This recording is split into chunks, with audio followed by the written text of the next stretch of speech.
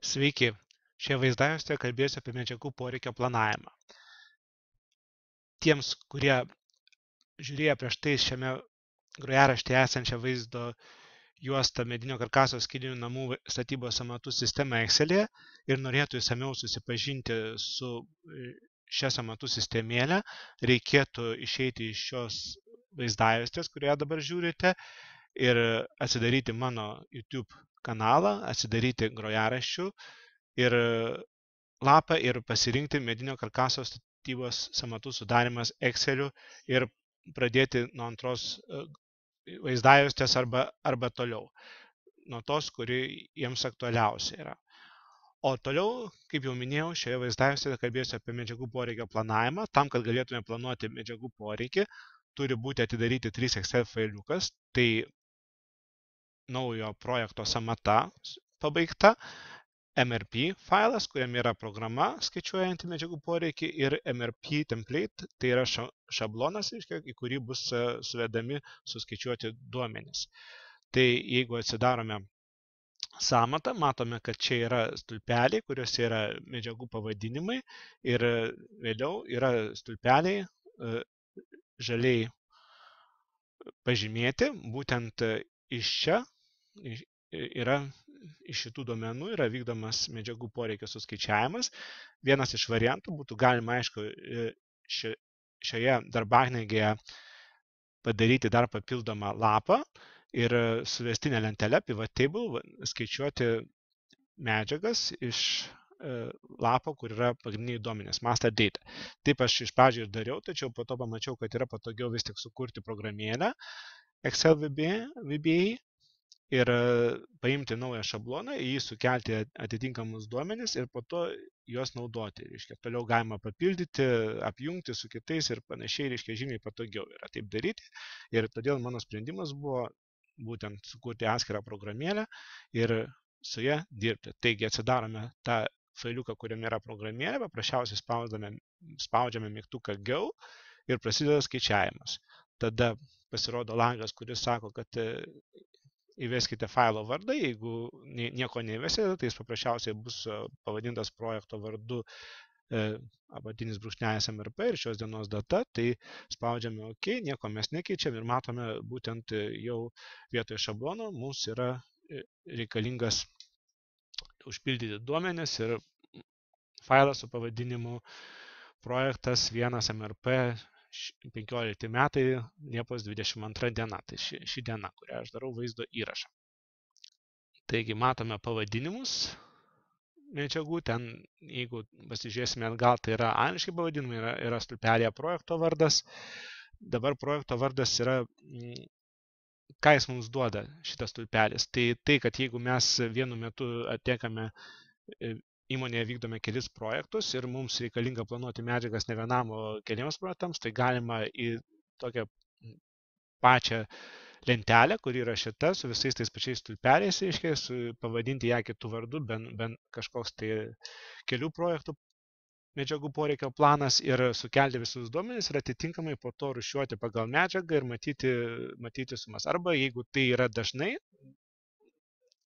tos medžiagų poreikio planavimas daugeliu projektų, tuomet galima sukurti atskirą programėlę, kuri iš kelių failiukų sudarytų iš sąmatų medžiagų poreikio būtų apjungiama ir sudarytų bendrą poreikio planą. Dar kitas dalykas yra, kad jeigu jūs kartais norite ne visam projektui, o tik tam tikroms dalim, pavyzdžiui, pirmam aukštui ir panašiai, tai galima irgi sąmatos pagalbiniuose stulpeliuose įsivesti tam tikrus duomenis ir bus, reiškia, tada poreikio planas sudaromas gali būti pagal tam tikrą požymį. Arba netgi galima pasivadinti, reiškia, ten toj sąmatoj, kuri naudojama medžiagų poreikio planui, projektas pirmas per brūkšnelis, pavyzdžiui, pirmas aukštas, per brūkšnelį antras aukštas ir panašiai, ir tada galėsite jau čia reiškia rūšiuoti, atitinkamai pasirinkti ir irgi tai yra toks būdas, reiškia, kaip išspręsti šitą problemą. Dar noriu pasakyti, kad čia yra medžiagų poreikio planavimas pagal projektą. Kaip minėjau, galima apjungti kelis projektus arba galima vienam projektą skaldyti pagal tam tikrus požymius. Tai nėra planavimo pagal grafiką. Reiškia, mano Excel moduliuose nėra planavimo grafiko sudarimo ir nenaudoju šito. Jeigu kažkam yra labai aktualu pagal grafikus daryti, tai šis sprendimas yra padarytas Prarūno statybos projektų valdymo sistemoje, ir kurime aš dalyvau ir kurią irgi galite naudoti, jeigu, pavyzdžiui, esate didesnė įmonė ir sąmatą sudarote Sisteloje ar kitoje programoje, galima tos duomenys įsikelti, daryti darbų grafiką ir ten visus resursus, reiškia, jums pateiks ir suminius ir būtent pagal tą darbų grafiką. Excel'e šito nedariau, nes paprastai Excel'u naudojasi mažesnės įmonės, kurios, reiškia, dirba daugiau projektais arba ten keli projektai ir darbų grafikas gal nėra taip aktualus. Aktualus visos įmonės mastu. Ta prasme. Toliau matome, kad šitoje lentelėje duomenys, reiškia, kainas, kiekius ir galime taip pat, vadinasi, R stulpelį ir, reiškia, galima įsivesti, kiek mes turime sandėlį ir tuomet skaičiuos, pavyzdžiui, čia yra 5 litrus dar turime, reiškia, ir matome, kad mums tai reikia įsigyti 1,3. Taip pat atitinkamai vedant duomenis, kokie yra sandėlyje, ką turime sandėlį, likutis mūsų poreikių, reiškia, bus S stulpelėje suskaičiuotas ir atitinkamai kaina, reiškia, pagal paskutinį pirkimą. Matysime kainą, galime matyti ir bendrą sumą susiskaičiuoti žemiau. Dabar matome, kad, reiškia, čia yra vienetai, yra normavimo vienetais, pavyzdžiui, gali būti akmens vatą, matysime, kad perkame pokais, reiškia, o normuotam kvadratiniais metrais, taigi iš užsakovo mes iš tiekėjo, sakysime, pokais, tai matome, koks čia yra pokų skaičius. Taip pat matome paskutinį tiekėją ir pavadinimą, kuris yra apskaitos sistemoje. Kadangi iš poreikio plano po to formuojamos užklausos, tai labai gerai kartais turėti ir tiekėjo pavadinimus. Ten užklausų formavimo metu galima padaryti taip, kad tiekėjas, jeigu žinome, kokiam tiekėjui siunčiame užklausą ir turime lenteles, kurios susieja pavadinimus būtent mūsų apskaitos sistemoje tiekėjo, tai galima panaudoti ir užklausą siūsti netgi pagal tiekėjo pavadinimus, medžiagos ir netgi jo kodus. Taip pat dabar norėčiau sugrįžti prie šiek tiek teorijos apie medžiagų poreikio planavimą, nes šitas susijimas yra svarbus. Reiškia, čia, kaip matėte, samatoje, šioje demonstracinėje samatoje jau duomenys, pavadinimai visi yra pagal mūsų apskaitos sistemos pavadinimus. Ir mes todėl galime planuoti iš karto tas medžiagas pagal tos pavadinimus, kuriuos mes turime sandėlyje, kurie mūsų apskaitos sistemoje figūruoja, kur mūsų darbuotojai yra susipažinę su tais, viskas ten yra aišku. Tačiau jeigu samata yra sudaryta kažkokia programa, kur naudoja norminę duomenų bazę bendrai ir ten yra tokie bendri pavadinimai, kaip ne vinis konkretus, pavyzdžiui, vinis 2,5, ten rytės FSV, viskas aišku, koks čia vinis turi būti naudotas tame sluoksnėje. O ten gali būti vinis tona, ten tiek tai kainuoja ir jokio konkretumo. Tai tuomet tokiais atvejais jau atsiranda papildomas darbas, paimti tokią samatą ir jeigu norit atlikti medžiagų poreikio planą, tai reikia susijęti tos normatyvinės bazės pavadinimus su konkrečiais įmonėje naudojamas pavadinimais konkrečių medžiagų. Tai tam turi būti irgi tam tikri įrankiai. Toks įrankis yra padarytas Prarūno sistemoje, o čia mes naudojame pavadinimus, iš karto mūsų duomenų bazė įkainių yra tokia, kad ten yra pavadinimai tikri, konkretus, reiškia, sluoksniai suformuoti. Ir dar vienas dalykas, apie vinis, čia paminėjau vinis, ir tai yra toks niuansas, reiškia, kartais sąmatos skaičiuojamas, imamos pagrindiniai duomenys, reiškia, didelį, kas sudaro esminę kainą, o į tas detalės nelabai kreipiam dėmesio, nes jos vis tik kainą nedidelę padarom, parašom, kad tai iš viso bendrai jungiamosios detalės ir paliekam taip.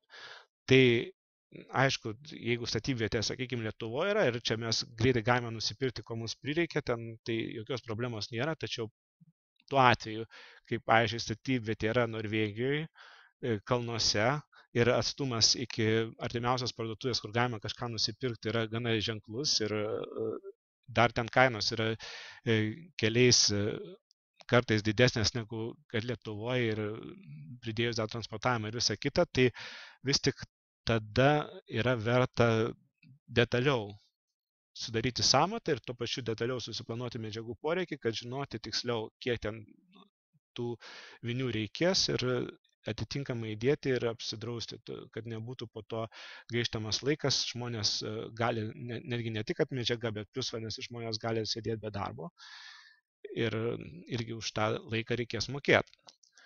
Todėl tas planavimas yra toks smulkmeniškesnis, vadinasi, tie sluoksniai su visais niuansais. Ir dar čia yra bendras resursų poreikio planavimo dalykas. Kodėl kūriamos sudėtingos verslo valdymo sistemos vadinamos ERP, Enterprise Resource Planning, tai reiškia planuoti visus resursus. Todėl, kad įmonės stengiasi patenkinti jos pirkėjų klientų poreikius. Tam, kad patenkinti poreikius, reikia turėti atitinkamus resursus. Viskas, tai eina ir žaliavos, ir gamybos resursai, ir žmonių resursai, ir jeigu neteisingai suplanuosi, tai negalėsi patenkinti pirkėjo poreikių, negausi pajamų, nebus pelno. Reiškia, resursų reikia turėti tam tikras atsargas, tačiau jeigu sukaupsi per daug atsargų, mokėsi bankui per didelės palūkanas, trūks apyvartinių lėšų, vėl problema, vadinasi, vėl gali būti sąnaudos didesnės už pajamas ir bus vietoj pelno nuostolis. Taigi, įmonės stengiasi kuo tiksliau planuoti. Tam sudaromas gamybos įmonėse visokios prognozės, bet labiausiai stengiamasi planuoti pagal užsakymą. Ir čia statybos įmonės yra ypatybė ta, kad jinai būtent su sutartim, jinai turi kaip ir planą, tai yra sąmata, kurioje yra nurodytos medžiagos ir kiti resursai, pavyzdžiui, kranas, transportavimo dalykai, netgi jeigu darbuotojų normatyvai yra teisingai suskaičiuoti, netgi žinosime, kiek mums reikia žmogaus darbo valandų, paskirstysim ir darbuotojų skaičių. Tai bus galima personalo skyriui jau planuoti, kiek reikės tam ar sezoniniam darbui, kiek reikės priimti ir panašiai. Taigi, būtent, reiškia, sąmata yra, kaip sakant, pirmasis žingsnis mūsų planui medžiagų poreikio sudaryti. Jeigu sąmata yra, kaip jau minėjau, bendri pavadinimai, tada jos reikia susijęti su konkrečiais įmonėje naudojamas pavadinimais, o formuojant užklausą dar yra puiku, kai yra susijęma su tiekėjo pavadinimu ir netgi jo kodu. Taip pat dar vieną niuansą, kas liečia karkasinių namų statybą, tai jeigu naudojate kažkokią konstrukcinę sistemą, tai kuri kuria konstrukcinius brėžinius, kai kurios jos kartu su brėžiniu spausdina ir būtent medžiagas, kokie tašai, pavyzdžiui, bus naudojami, kokie jų ilgiai ir tuomet galima irgi susiskaičiuoti tą medžiagų poreikį, susitikslinti, nes, pavyzdžiui, čia yra tašas eglė 45-70 ir norma paimta paprasčiausiai vidurkis skaičiuojama 7,8 bėginio metro į kvadratinį metrą sienos, tuo atveju, kai yra žingsnis 300 mm. Tai yra pravartu pasitikrinti, reiškia, su brėžiniais, tačiau šitoje vietoje irgi reikėtų tikrintis, nes kartais sistemos, su kuriais atliekama konstrukcinių brėžinių parengimas, jos nebūna teisingai sukonfigūruotos ir išveda kartais ne visai teisingus duomenis. Taigi reikia grįžminį pasitikrinimą daryti ir tada, kai jau viskas susitvarko taip, kad viskas pas jūs teisingai, tada vieni ir kiti duomenys gali jums padėti sudaryti teisingą medžiagų poreikio planą, iš kurio po to galite parengti užklausas tiekėjui, apie ką kalbėsiu kitoje šio grojaraščio vaizdajuostėje. Iki malonaus.